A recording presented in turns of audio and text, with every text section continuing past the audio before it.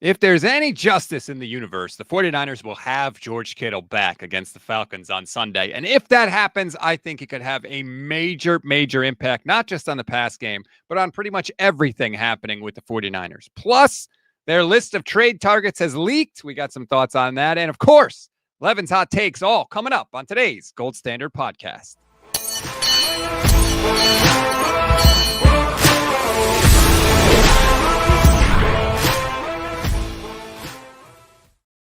What is good, everybody? Welcome to another Gold Standard podcast, part of the Pro Football Insiders. I'm Rob Stats Guerrera. He is Levin Black. It is Wednesday. We're recording this a little early on Wednesday afternoon, so we haven't had the Kyle Shanahan press conference. It should give us a little more information in terms of injuries and all that stuff, but I got some thoughts on George Kittle's potential return. The Niners list of trade targets has leaked, so we'll get to that. Plus, we have Levin's hot takes. Are you fired up today, Levin? I actually got something to say about you and Vish's show. Wow. You forgot one. I listened to the first half on the way home from work. You forgot you were talking about like games that were just like the moment an injury happened or the game happened, you were just like, yep, it's over. And you were talking about like top 5 games, and this Fred Warner one from last week might be up there. You did not mention one that the moment it happened, you knew, oh, wow, I thought we were finally going to be good again, and now the season's over. When Jimmy Garoppolo blew out his knee, that's the one that immediately popped into my head. When you guys mentioned the NFC Championship game, I was like, well, yeah, duh. Like, that one, I think my brain didn't pop into because it's so obvious. But the Jimmy Garoppolo one, like, we were all psyched. We had the highest paid quarterback in the league. We were like, oh, we have a franchise quarterback. And then early in the season, he blows out his knee, and it was immediate. You knew, yeah, this season's over. You know what the problem is? I'd like to live in a world where that list isn't so extensive that you could potentially forget one of those games. Like, yeah, there's your list. I was laughing because it was almost every season when you throw in Jimmy Garoppolo, there was one of those games. Oh, God, what a world, what a world. But look, they got 11 more games. The NFL is not going to stop. Nobody's going to feel sorry for us. I get it if your interest has been a little muted. I totally understand that. But we're here. They got to play the games anyway. We might as well talk about them and try and figure out how they can win them, Levin. And I have to say, if Kittle comes back this week, the more I started thinking about it, the more I was like, my God, this could have a massive, massive impact. And I don't want to overstate it because he is only one player, but he just helps in so many areas, right? He helps with the ground game, with the blocking. He is the best blocking tight end in the league. We know their run blocking has been atrocious, but he like a hitter in Major League Baseball, he lengthens your lineup, right? Instead of Luke Farrell or Tonjes having to take on his blocking assignment, Kittle gets that. They then get an easier blocking assignment in return. So even though they haven't been good as blockers this year, they're going to have a less difficult job now that George Kittle is there, which may, by default, make them better blockers, if that makes sense. And, worst comes to worst in the ground game. If you need to pick up a yard, which the 49ers have failed to do multiple times this year, including on Sunday in a critical 3rd and 1 spot that eventually led to an interception, just put George Kittle next to Trent Williams and run behind those two. At least you could do that. I looked at the schedule, and I thought, okay, as the team currently is, meaning the offense is good, not great, and the defense is what it is. I saw 6 games that the Niners should still win. There are other games that they could win, but there were 6 that they should win. That gets them to 10 wins. So the season's definitely not over. It's just, what can they do in the playoffs? Well, that's a different question. Right. And who knows? There's a long way to go. We don't know who's going to be healthy, who's not going to be healthy, whatever. But again, they have to play the games anyway. Just out of curiosity, what were the games that you picked? Well, I just went through and looked. So I think I can't remember the Falcons one. I think I might have counted that as number 1. Then the Giants 2, Arizona 3, Carolina 4, Browns 5, Tennessee 6. And you still have the Bears in there. You still have divisional games, which you never know what's going to happen. The Colts do they? I mean, they talked about it. It's starting to finally get talked about. The Colts have beaten absolutely nobody. They've beaten a whole bunch of scrub teams. Good team, definitely much improved. But are they for real? Don't know. You know, and then you have like a home game against the Rams. They could win that. The Houston game's not necessarily unwinnable, although Stroud's finally showing signs of life. But the point is, like, there's a minimum of 6 games here that they should be favored in to win, and that gets them the playoffs just with those 6. The Browns game, I wouldn't be so sure just because the Niners usually struggle against the Browns, particularly Kyle against that defensive coordinator and Jim Schwartz. I was thinking maybe the schedule doesn't look quite as easy as it looked on paper, right? The Giants all of a sudden look much better with Jackson Dart and Cam Scattaboo. The Panthers just beat the Cowboys. Now, maybe you think the Cowboys are trash, but the Panthers also beat the Falcons 30-0. Like, so it's just a weird league. Anybody can win any game at any time, regardless of who is in there. So I understand the temptation to just say, oh, it's another lost season, blah, blah, blah. And maybe it will be. I can't tell you that it won't be, but it's not yet. Not right now. Not when they're 4-2. Not when they're 3-0 in the division. We're just not there yet, and we may never get there. I do think this week is critical.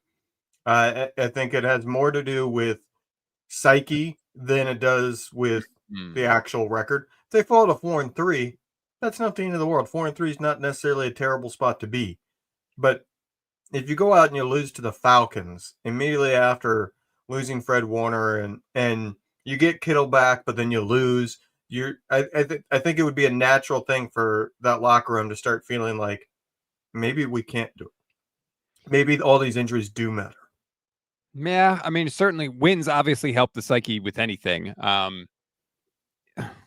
I think they really have. It's going to be not easy this week, but they have a real shot, especially if Kittle plays. Now, obviously, if Pearsall also plays and Brock also plays, those chances only go up and up. But we don't know yet. Like I said, we're recording this before Kyle's Wednesday press conference, so we don't know. Who's that jerk that works night shift and has to record early in the day? It's not me. He's a jerk, but he's good looking. I'll say that. All right. Well, let's not just say things that are obvious fabrications. But also with Kittle, he helps in the red zone, another problem area for the 49ers. We saw on the one drive, basically, that we got to see against the Seahawks, they go 90-plus yards right down the field, third down in the red zone. Who do they go to? George Kittle. Like, he is going to help massively in that area. And, of course, just him being on the field helps open everything else up. It helps with Christian McCaffrey making his life easier. Kendrick Bourne's not going to have to work as hard to get 140 yards receiving. It is massive. I know it's one player, but there are ripples and there's gravity to this thing. And if Kyle can do what he's done with the offense, where they're leading the league in passing yards with Kendrick Bourne and the Funky Bunch there, imagine what he can do when you add somebody actually really good to that mix. Yeah, if Mac Jones had started all 17 games this season with the amount of passing yards he's having per game, he would be chasing the passing yards record. Because he came into that game averaging 301 and he had 300 and something this past game, so his averages were around like 305. Well, 300 a game is 5,100. So you add some yards past that, he would be on pace. Obviously, he didn't get to play 2 of the games, but he would be on pace for like 5,200 to 5,300 yards on a season. Like, it's insane how many yards they've been able to rack up. Now, they need to get a little more points. 4 field goals and a touchdown is no bueno, and that they basically need to make that 3 touchdowns and 2 field goals going forward. Like, that's kind of, to me, that is what needs to change offensively. It's not that they need to move the ball more. It's not that they need less punts. It's that they need to convert more of the drives that have been field goals into touchdowns. And if they can do that, you're talking about, 7, 8, 9 more points per game. And you can't tell me Fred Warner was worth that alone. Like, Fred Warner's as valuable as any single player is, I think, in the league, other than the top quarterbacks, obviously. Clearly, Joe Burrow was as valuable as you could possibly get to any team in Cincinnati. But Fred Warner, I would say, like, yeah, he's worth maybe a touchdown a game. Well, if you can get Kittle back and you can turn 2 field goals into touchdowns a game because they've been having that many scoring drives on the season, then you overcome that. you're getting an extra 8 points per game.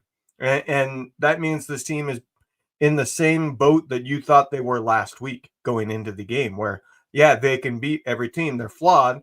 They might struggle to beat the top teams, but they're going to be capable of beating any team. And here's the thing, too. Everybody is flawed, especially this season. There is no team where you're like, damn, they don't have any weaknesses. They're all flawed. The Bills just looked incredibly human against these Atlanta Falcons. Yeah, they can't stop the run.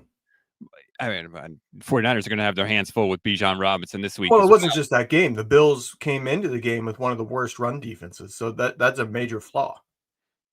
Everybody has warts, and it's just going to be the teams that can hide theirs the best. And if there's one thing we know about Kyle Shanahan, he has a lot of experience hiding warts from certain aspects of the offense, and we'll see if he can continue to do it. I really hope Kittle can get back on the field this week. I think it'd be massive. And not only that, the on-the-field stuff. You lose Fred Warner's voice in that locker room. You lose captains. Losing captains is a big deal. People are captains for a reason, and it's not just because of their play on the field. It's because they set the tone and the culture in the locker room. They help uphold the standard that you have set. And the 49ers lost Brock Purdy. They lost George Kittle. They lost Nick Bosa. They lost Fred Warner. That's 4 of the 8 captains that they named. So you lose Warner's voice in the locker room. At least you can get Kittle back. And I know he's still been in the locker room, but it's different when the guy is also playing on the field. I do think that's going to be important for them because they're going to need their leaders now more than ever. And if it's me, I would change a little bit with how they have been going, assuming he's not going to be hurt in any way by doing it. I'm having Fred Warner travel with the team so that you keep some of that presence around. He's there on the sideline to pump people up. He's there in the locker room to talk to guys. You keep a little bit of that leadership around. I think that's one that I would be willing to say, like, yeah, we're going to travel with this guy. This guy has to come with us, even though he's injured, which so far they haven't really been traveling with injured players. Yeah, Brock really hasn't been traveling too much. I wouldn't want him on the sideline just because he's got an ankle injury and God knows what could happen. Somebody crashes into the side. Like, you got to put him up on the booth during the game, but you could have him there pregame on the field. You could have him in the locker room. You could have him there. We'll see. Fred did have surgery yesterday. His wife released a photo, or tweeted out or Instagrammed, I should say, a photo of him in the gown. He was, all smiles.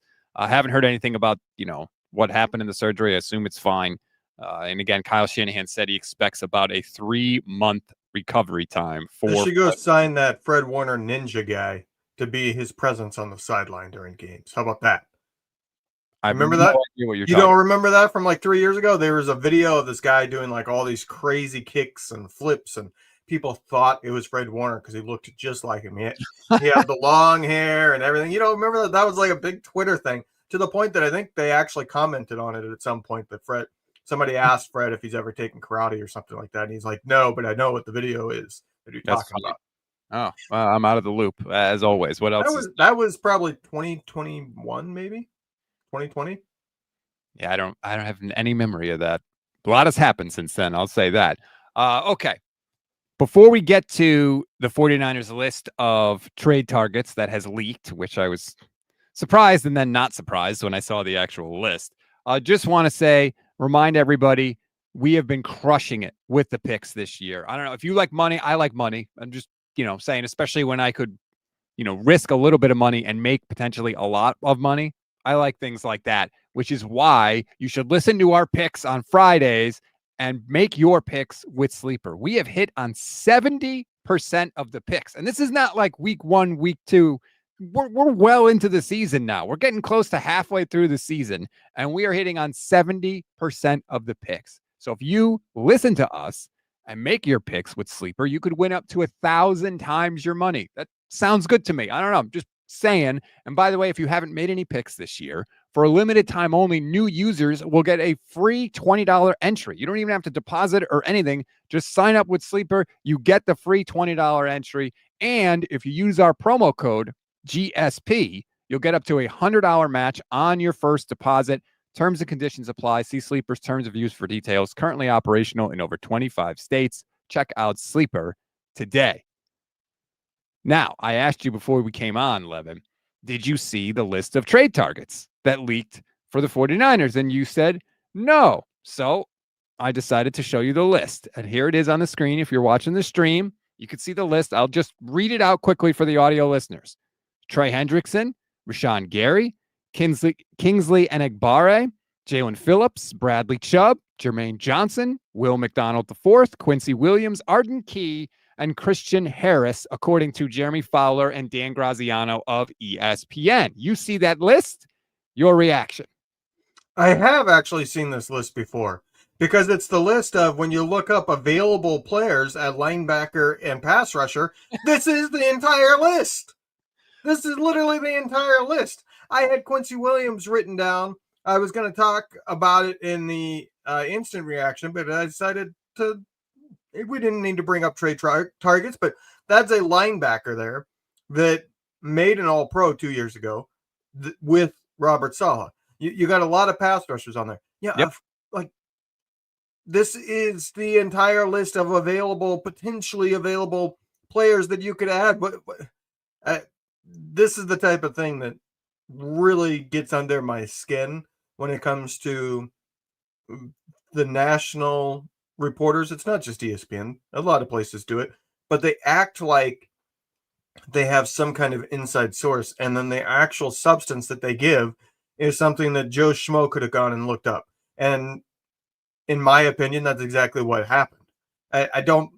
Not every single insider report, I believe, is actually inside info. I think sometimes they create inside info and say, oh, I have anonymous sources, and they just use the readily available, easy to look up facts that you can go find. Well, and some of this stuff just makes you laugh, right? One of the first lines of this little blurb in the article says, I'm told, this is from Fowler, I'm told the 49ers consider Trey Hendrickson an ideal fit for their defense if the Bengals would part with him for reasonable compensation. Yeah, you know what? I'm willing to bet a lot of teams would think a guy that has 17 and a half sacks each of the last 2 seasons would be a perfect fit for their defense. Like, especially if the Bengals are going to give him up for reasonable compensation. That's not news. Like, what are we doing here? It is not surprising to me that this list is out.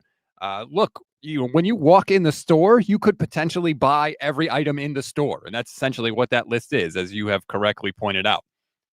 Every pass rusher, edge, linebacker guy that's possibly available, the Niners should have interest in because they're desperate for pass rush. They have 7 sacks this season, 7, and almost 30% of those have come from Nick Bosa, who's not going to be on the field anymore.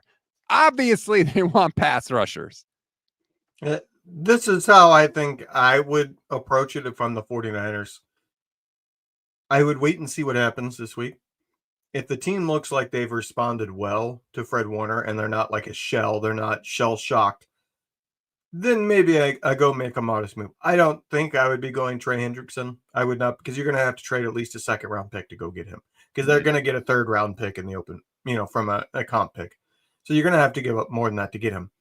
But if they look good or they win, then I would say, okay, I'm going to make a modest bet for this season.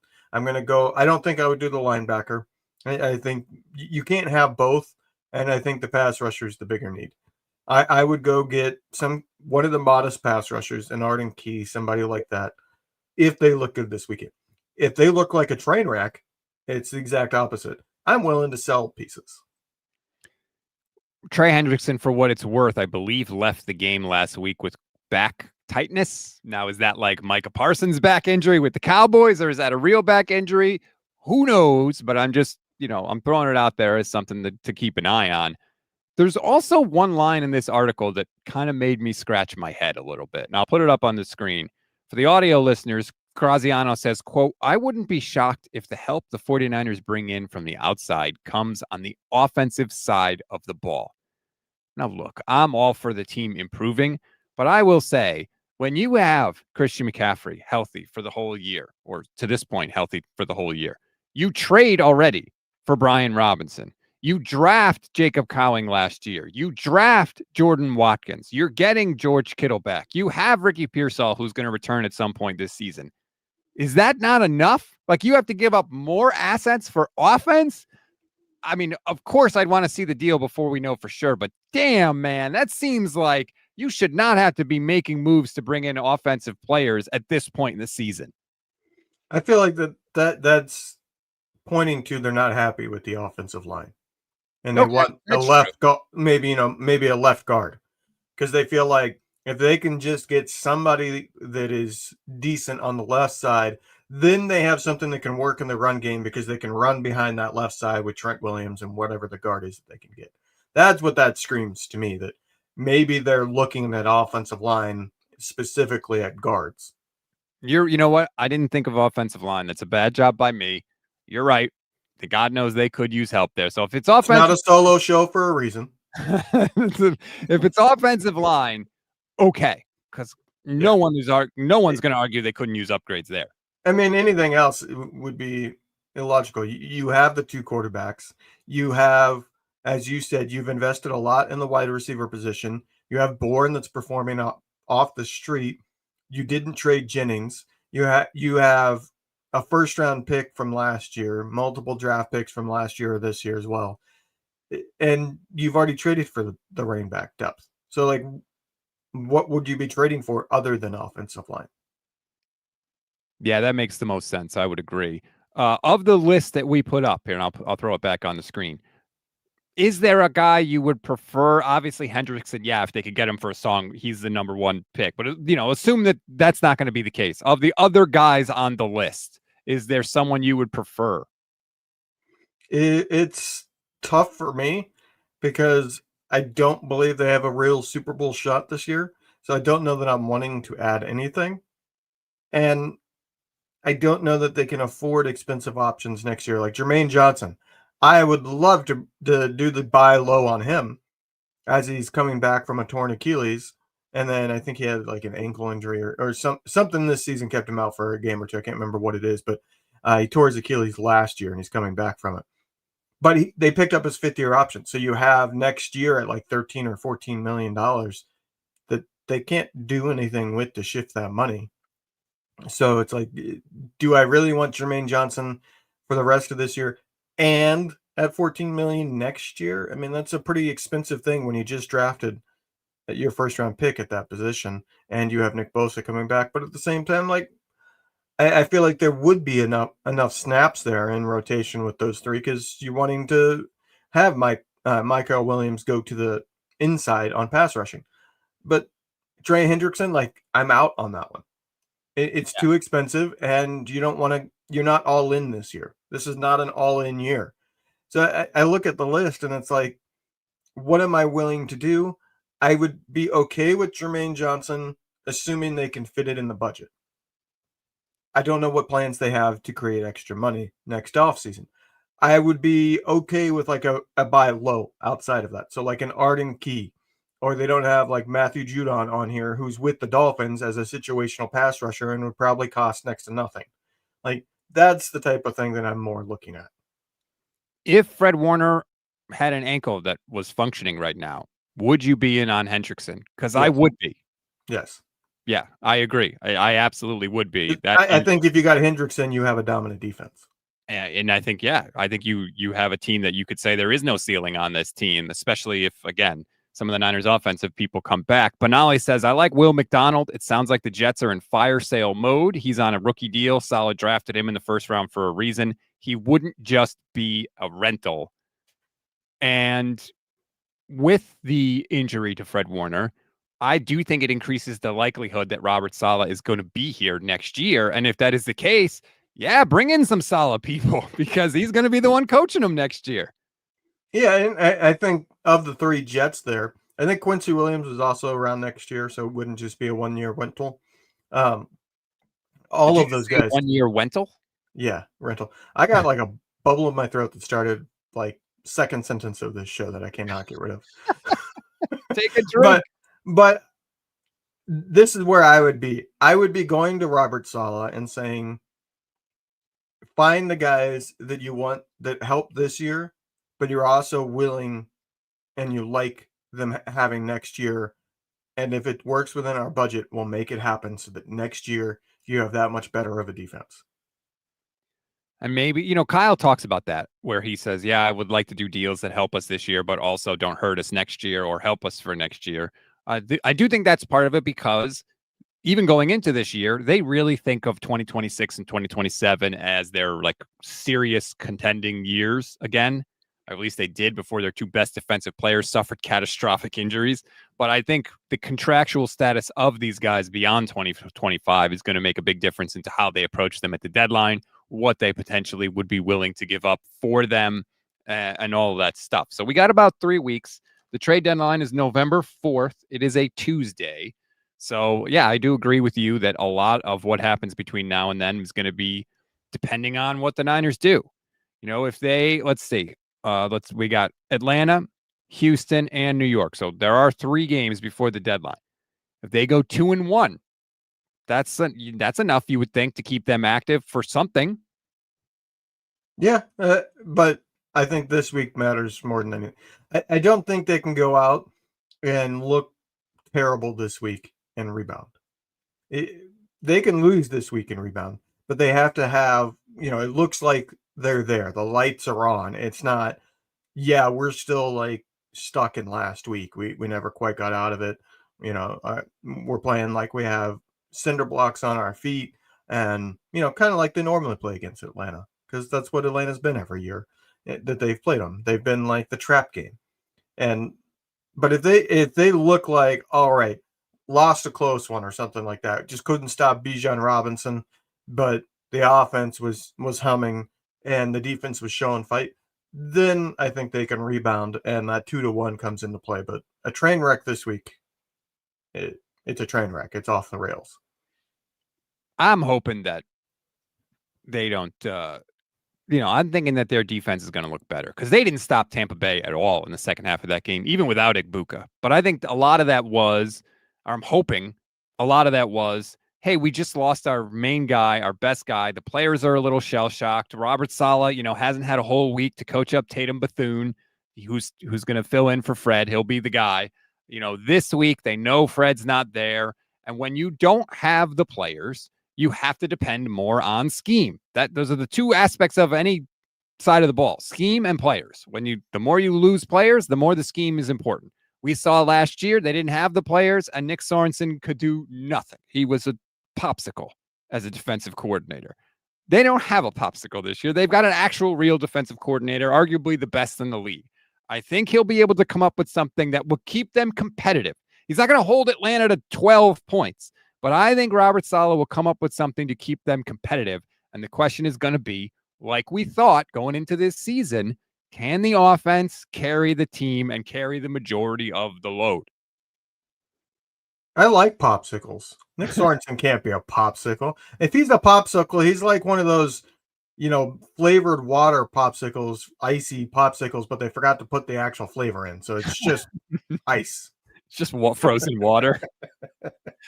We'll get to more of the Falcons game in a second, but I did want to address this. Benali says trade Bourne and a conditional late pick to the Giants for whatever pass rusher is their odd man out. I actually saw some rumors online that the Giants were interested in Juwan Jennings.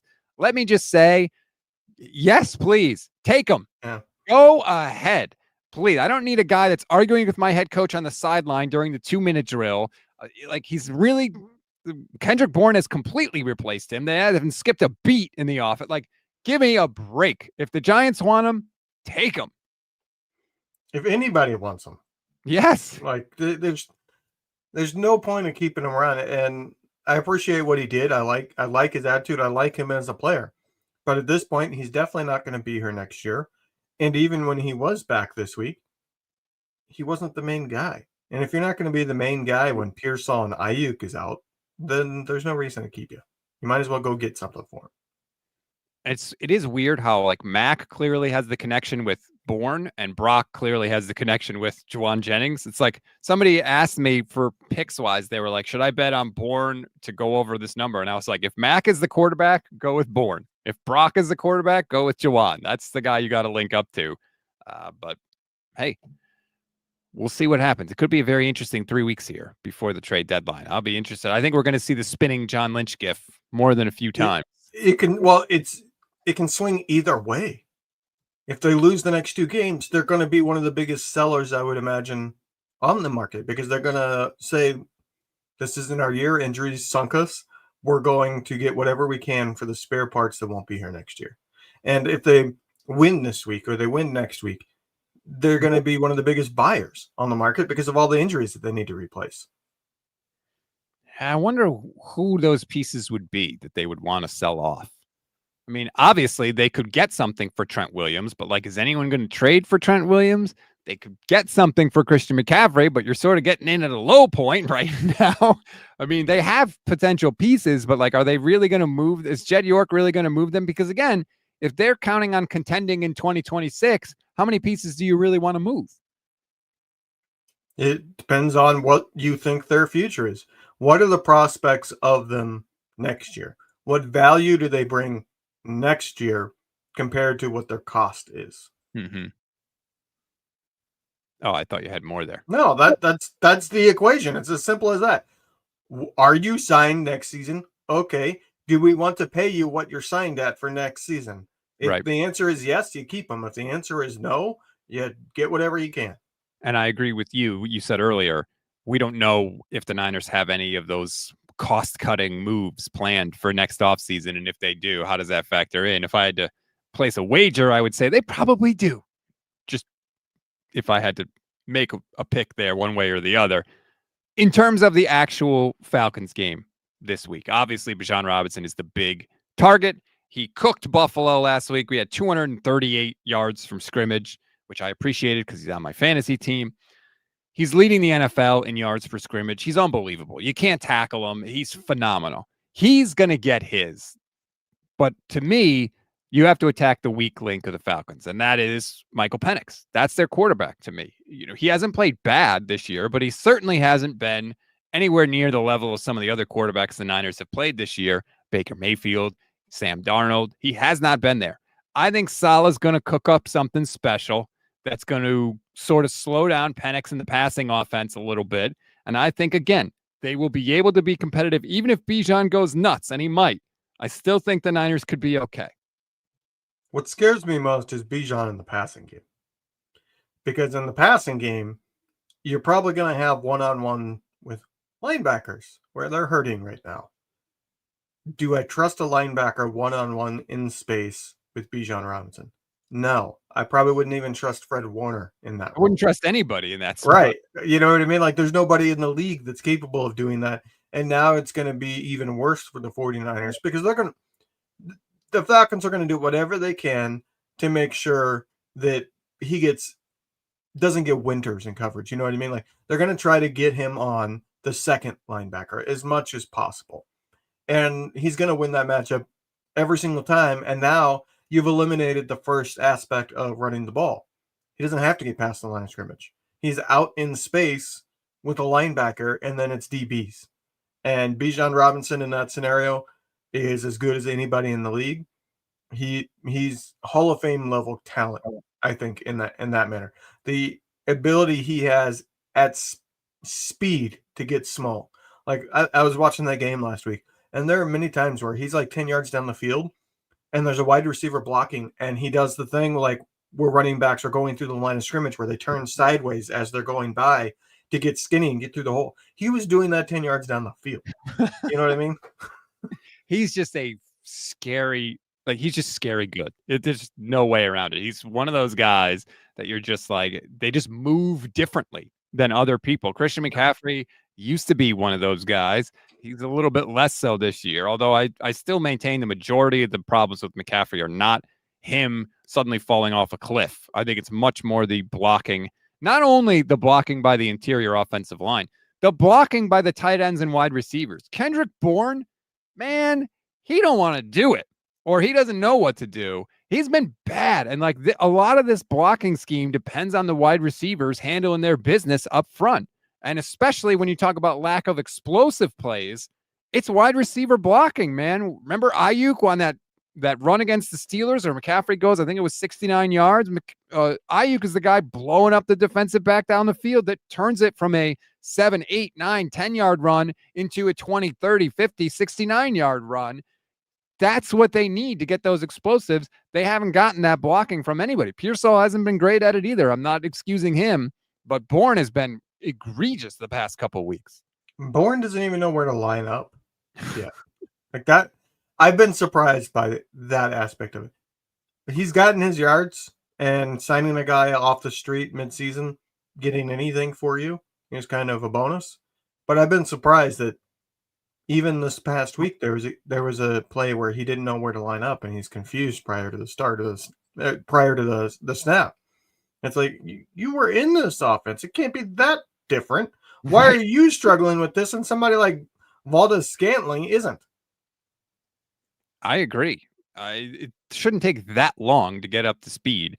Like poor Mac is out there like every play, like move off the line of scrimmage, move up, come over Yeah. here, go over there. It's maddening for sure. It wasn't supposed to be this way, man. It's hard to. I keep thinking that, and I'm really trying to get myself out of that mindset because like that's not helpful. It's true, but it's not helpful. Like we could just sit here and talk about what could have been, what should have been, and what it would have been like. That's not what it is. We have to live in the reality of the now. And the now is here's who we got and how do we piece it together?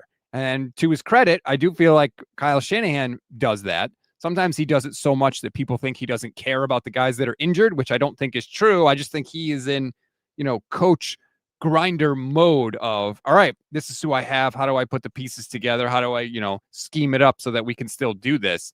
But we have to live in that world too, because otherwise it's just pain. And I don't want to live in that world all the time.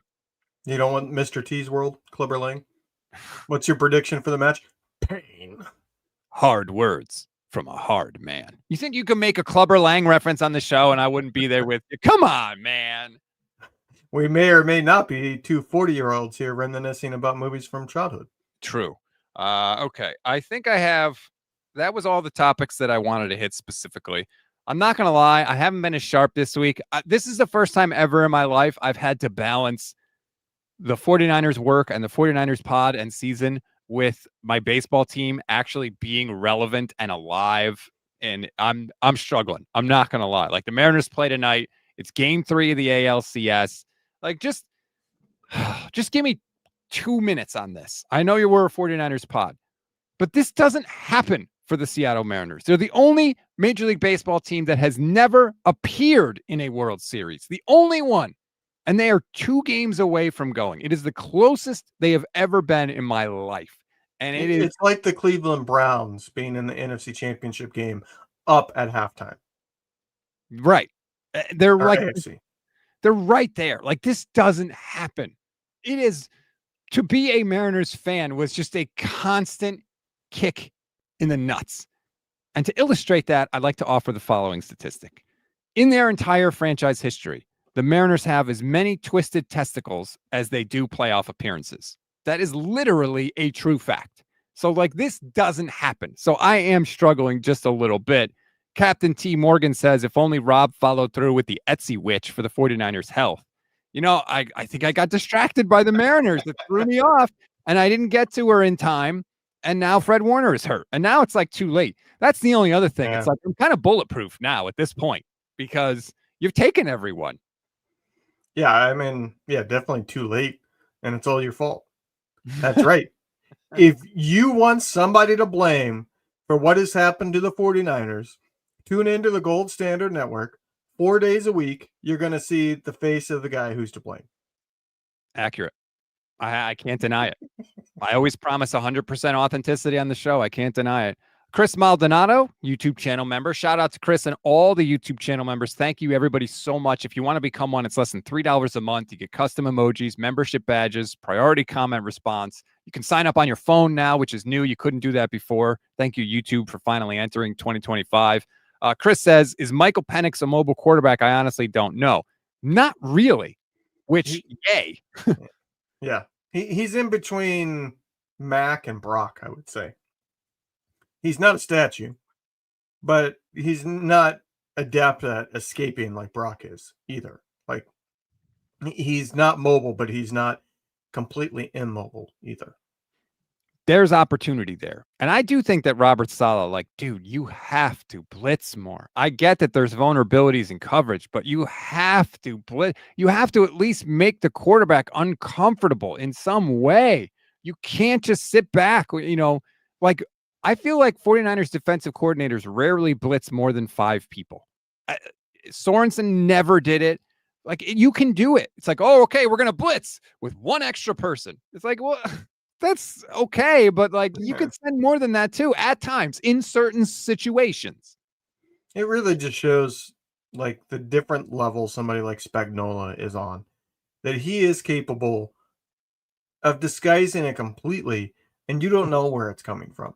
Whereas like, I feel like the Niners and most other teams in the league, when they're going to blitz, I know exactly where it's coming from pre-snap. Like, you can see it.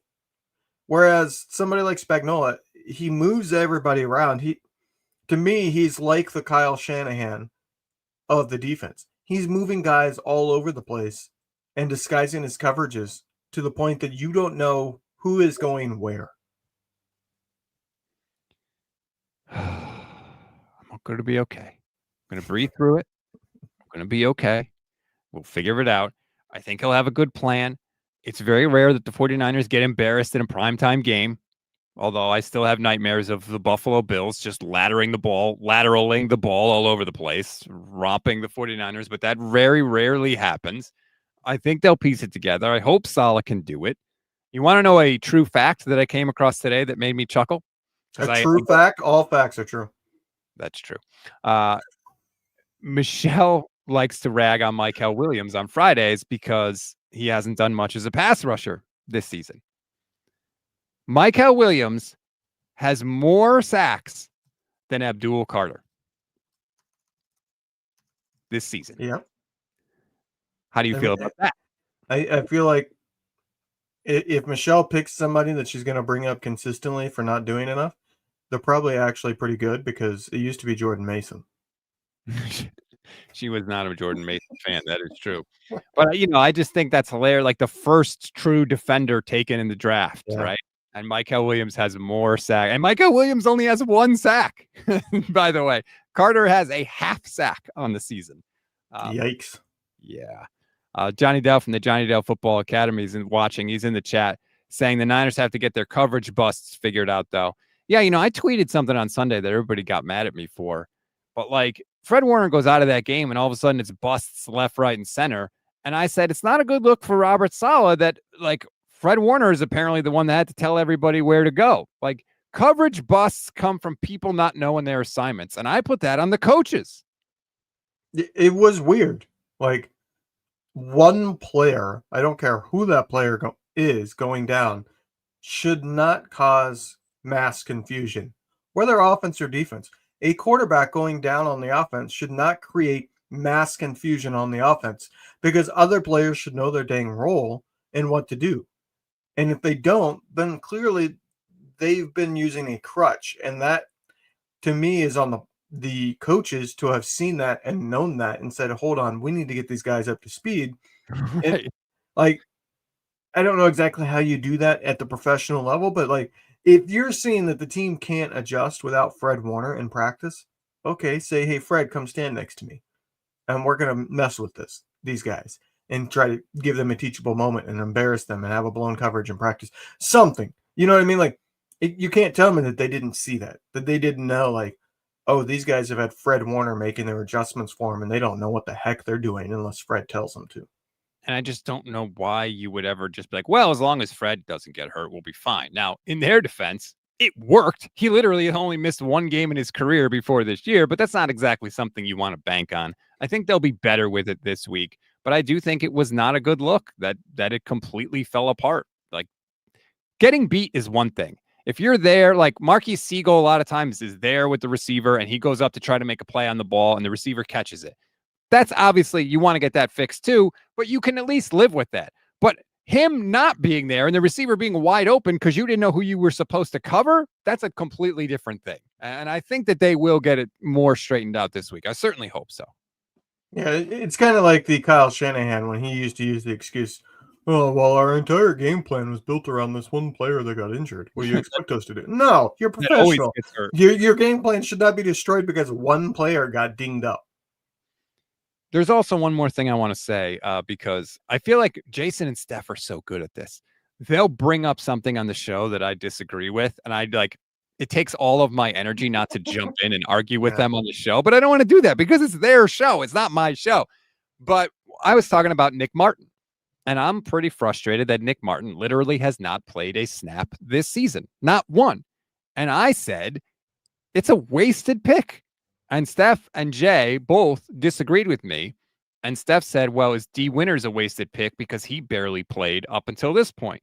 And my response that I wanted to scream into the screen was D Winters was a 6th-round pick. Yeah. Nick Martin was a 3rd-round pick. There is a huge difference. You can take a flyer on D Winters in the 6th round and not play him for a few years. Taking Nick Martin in the 3rd round, you think that that's going to be a player that can at least play a snap for you? He's not even active. You would think it's somebody that could at least dress. It's a bad look when you draft a linebacker in the 3rd round, and not only can he not earn the 3rd spot as a linebacker, but he's also clearly not good on special teams, so he can't dress. Like, that's why he's not active, because he's not capable of doing the special teams aspect.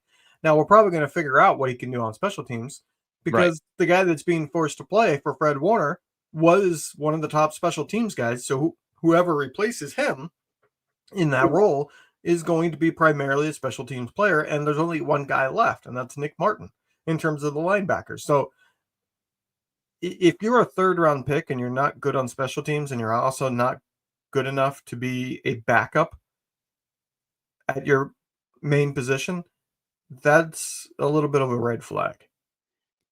And like, people are like, well, Nick Martin doesn't play special teams. Why not? Like, he's a rookie. He'll play wherever you need him to play. And it's not like Luke Gifford has been anything special at linebacker. You know, like, I'm sorry. You got to find a way to get this guy out on the field. You have to. It's not like the Niners have Patrick Willis and Navarro Bowman at their linebackers right now. It is time for Nick Martin to play. And I'm not saying he's going to be great. I'm not saying he's even going to be good. I don't know. But what I do know is he's got to get out on the field. There's only one way to find out. We have to unwrap that present and see. We saw a little in the preseason. It was a lot of bad. It was a lot of good. It's time now. You have to find a role for him, given the injuries that this team has had. You just have to. Speaking of unwrapping presents, I feel like you have forgotten about a present that was supposed to be in this show. Oh my God, I did forget about a present. Wow. Forgive me. Let's get to it. Levin's Hot Takes.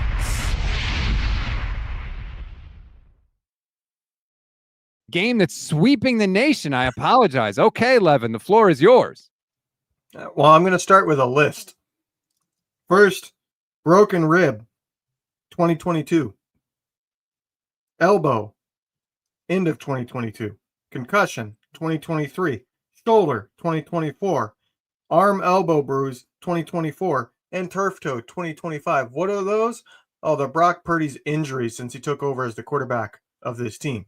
That's his injury list. And that's just a quick one. I might have forgotten one. That's a lot. And I say all that because I would not trade Mac Jones unless somebody's offering a 1st-round pick. Because you have to have a competent backup. Because Purdy has shown there's a lot. I mean, that's not just, it's the same injury. That is a rib, an elbow, a head, and a shoulder. You gotta keep Mac Jones unless somebody's offering something you can't refuse.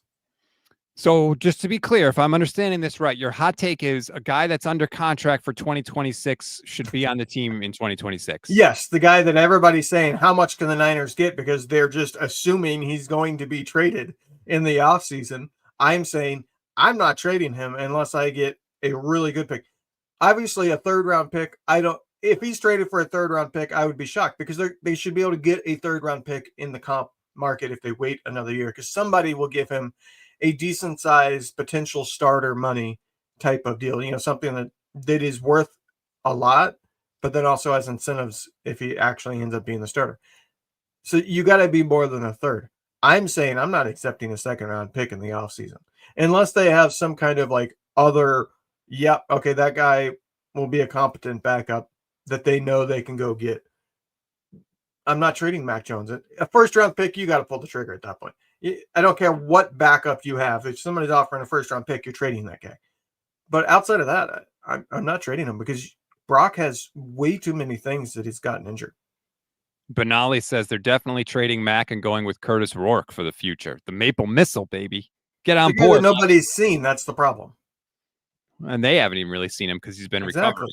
But I don't know about this hot take. This is a hot take in the way that a hot pocket in the microwave is hot. Like it's cool on the outside, and then maybe there's something in the middle there. But at first blush, I was not impressed. All right. How about this one? If somebody offers a second plus for Trent Williams, I'm pulling the trigger.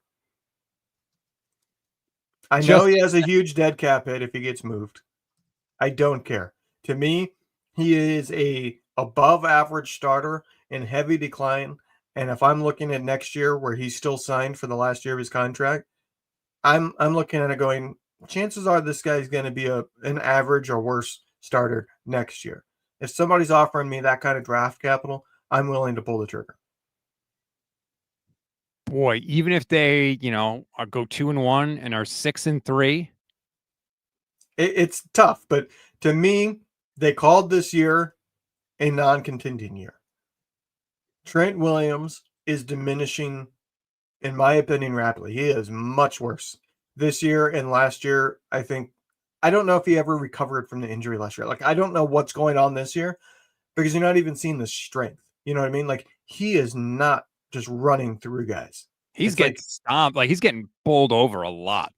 Right. It's like something is off there. And I just wonder if the injury never fully healed or never healed quite right to where he doesn't trust it and his balance is off, because it's a lower leg injury. I wonder if his stance is not the same because of it, because he can't put the weight on it like he used to or something along those lines. But yeah, if somebody offers a second plus, I'm pulling the trigger on Trent Williams.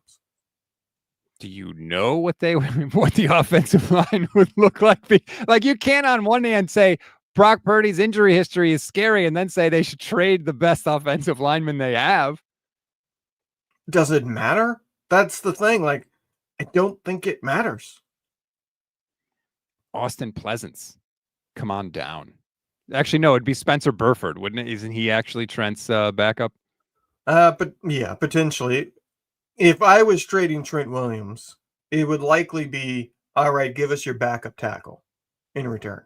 You know what I mean? Give us a second round pick and, a sixth and your backup tackle. And that backup tackle you try to plug in. Oh, man, those are the questions I don't want to answer. Honestly, those are the questions I don't want to answer. And I think if that actually happened, what they would do is they would call Trent into the office. And they would be like, look, Trent, we got a second round pick. We're willing to move you, but we respect you. You're one of the guys in the locker room. Do you want to go? And if it was to a team, what if it was to God, I don't even know, Green Bay or something, like a fringe NFC team. Would he do it? He might, especially if he knows this is his last year. Maybe he would. I don't know, but I think it would come down to his choice. Yeah, I mean, that's what I had said a couple of weeks ago, that I would be talking to Trent, and if he's thinking this is his last season, then unless you truly think you have a contending team, which at this point they don't, I would be moving him before the end of the year. He would be in kind of the Jennings. Like, I know this guy is 100% not part of our future. Now, if Trent, I do agree that Trent has earned a little bit of having say. If he says, this is my final year, and I do not want to move my family, and I want to ride off under the sunset as a 49er, then I think if he feels passionately about that, then you probably respect that. I also think that I can sit here and say this, but I'm not in that locker room. And if the sense is trading him would create kind of a mutiny to where somebody like George Kittle is going, what the heck are you doing? Then I might change my opinion. But from the outside looking in, I'm looking at a guy that is not that good anymore and is very expensive, and I would rather get it off the books sooner rather than later. And even if he wants to play next year, it's not really worthwhile. I would rather go find somebody else because chances are he's not going to be good next year. I just want to look really quick. What is the cap penalty? $37 million. But it's because 20 million of it is in void years. So even if he plays out the remainder of his contract, he plays next season with the 49ers, they're going to have a 20 million dead cap hit after he's done. So it's really 17. You're adding 17 million to it. Oh boy. Again, realities I don't want to live with. How about this question before we go? Diego Figueroa, YouTube channel member, says, do you think Trent regrets not going to the Chiefs? Remember, not this most recent contract, but the one before that, he was basically going to Kansas City before he called Kyle Shanahan and said, look, if you want to keep me, you got to get this deal done now. In his heart of hearts, I mean, they lost a Super Bowl to the Chiefs. So considering they got there without him, he probably does regret it because he would have been on that team and they would have won anyway. I think he would have 2 rings at this point. I think they've won 2 Super Bowls since that happened. So yeah, Tony says he'd have 2. Yeah, it's one of those scenarios that I think in the moment, while he's in the 49ers locker room, his answer is no. Right? But when he gets a step back from the situation and he's not in the thralls of a locker room of that team, yeah, I think if he doesn't end up getting a Super Bowl, which seems very unlikely at this point, then 5 years from now, he's going to be looking back and going, boy, it would have been nice to have my swan song be multiple Super Bowls. You know what's weird? And I don't know, like, he's one of the few people that is more than likely not going to win a Super Bowl in his career, and it's not going to affect his legacy at all. He is walking into the Hall of Fame. He might be a unanimous Hall of Fame selection. First ballot, no question about it. A Super Bowl, like, doesn't even affect his legacy at all, which is crazy because there aren't many guys you could say that about in the NFL. He's just that damn good. This is the part where you talk. Oh, I think Levin's frozen. Man, that happened at the absolute perfect time, didn't it? Finally, let's get rid of this guy and we can close out the show properly. Perfect time for that to happen. Thank you, everybody, for watching. Like this video, subscribe to the channel. If you've done so, great. If you haven't, please subscribe. Come back for more. We're live every single weekday. We're live after all breaking news, after every Niners game. If you have already subscribed, tell a friend, let them subscribe. We greatly, greatly appreciate it. Leave us a 5-star rating and a review wherever you get your audio podcasts. That helps the algorithm. It helps us with the algorithm, I should say. Go Niners this week. Don't lose hope yet. Don't hop off the train. And, Levin's back. Levin, are you back? I can't see you. I only see a black screen. I can't hear you anyway. All right. Well, that's going to do it. Enjoy the rest of your day. Can you see me now?